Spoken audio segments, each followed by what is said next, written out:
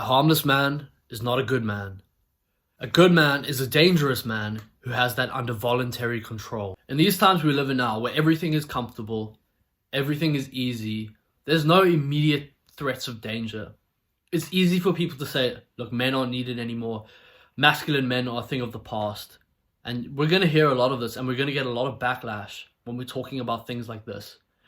But I think it's essential for men to have the capability to be violent. I'm not saying you have to go and pick a fight. I'm not saying you have to beat up everyone.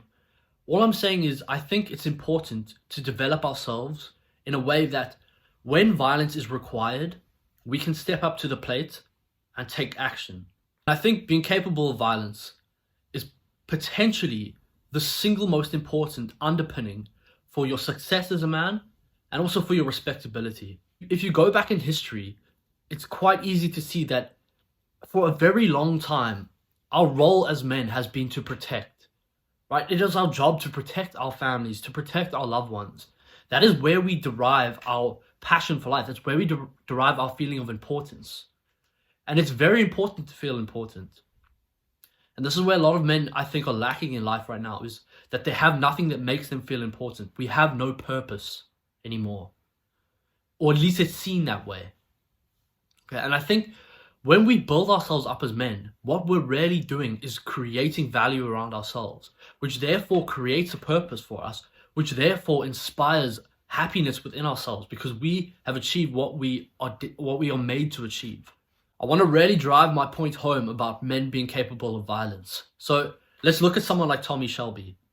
I would say a fair amount of men would look up to Tommy and say, that's someone I aspire to be like. Right? But Tommy is a murderer. He kills people. And yet somehow we can look at him and say, I respect that man. That is someone I would want to be like. Why is that? How can we look at a murderer and say, that is a man I want to be? Well, it's because he protects the people he loves, right? He will do anything to protect his family. He's a family man, whether you like it or not. He loves the people closest to him. And that is what I think we find so inspiring about someone like him, is that he will go to any lengths to protect the people he loves the most.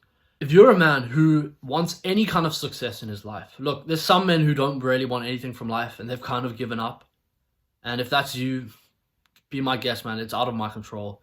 But for those of us who actually want to achieve things, and I've sat here and I've thought about this before, and the conclusion I always come to is two things. So in order to have any success in life, your base, the bottom line, okay, is one, building an intimidating physique, and two, is frequently practicing some sort of self-defense, okay? That could be boxing, could be MMA, karate, I don't care.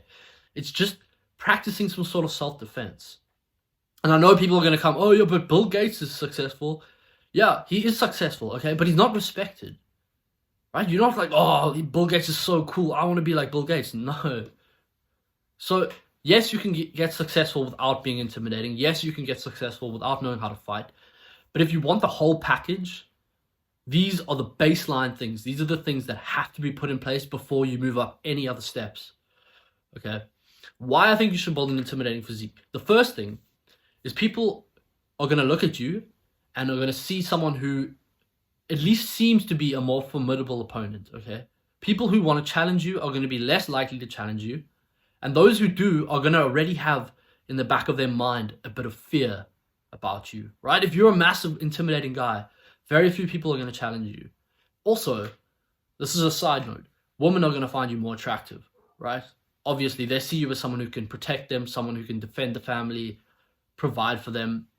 It's going to be better with women if you have an intimidating physique.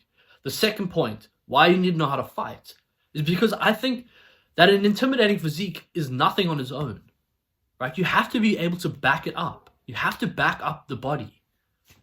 Because if you're a 10 out of 10 body, but then you get fucked up by some little small dude, you're going to lose all credibility. So you need to be able to fight on top of your body, okay?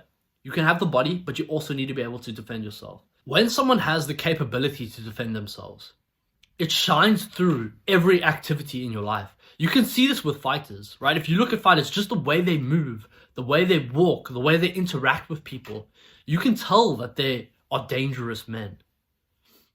You can tell that they are capable of doing damage, and you respect them for it.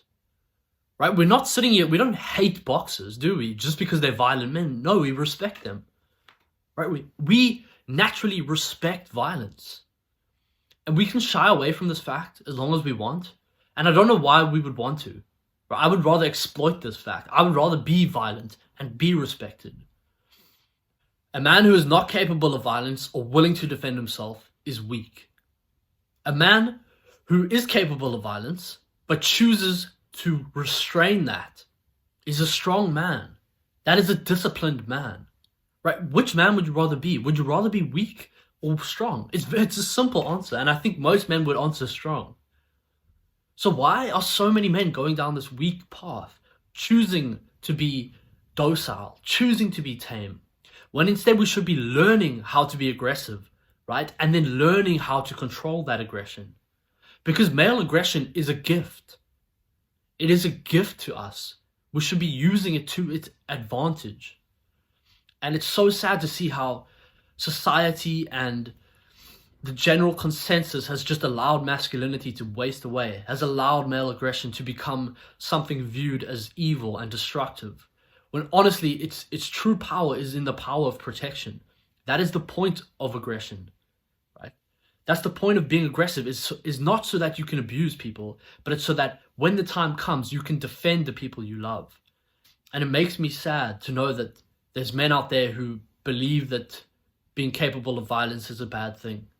And there's people who are going to argue with me. It makes me sad how far our society has fallen.